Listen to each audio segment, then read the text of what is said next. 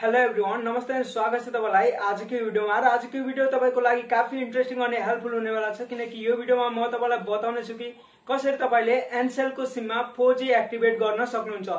यदि तपाईको ठाउँमा पनि 4G चल्छ Ncell मा भने तपाईले अब आफ्नो सिमलाई सजिलैसँग तपाईले आफ्नो मोबाइलबाट 4G एक्टिभेट गरेर 4G मा तपाईले नेट चलाउन सक्नुहुन्छ। सो कसरी चलाउन 4G एक्टिभ गर्ने आजको भिडियोमा म तपाईलाई बताउने छु। तपाईले Ncell को सिममा 4G एक्टिभ गर्न दुई तरिकाले 4G एक्टिभ गर्न सक्नुहुन्छ।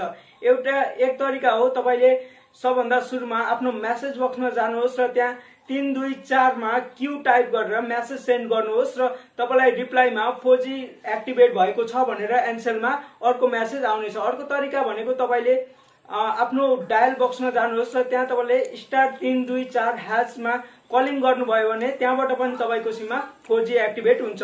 सो यसरी तपाईले आफ्नो Ncell को सिममा चाहिँ 4G एक्टिभ गरेर तपाईले 4G को स्पिडमा चाहिँ आफ्नो Ncell मा नेट चलाउन सक्नुहुन्छ।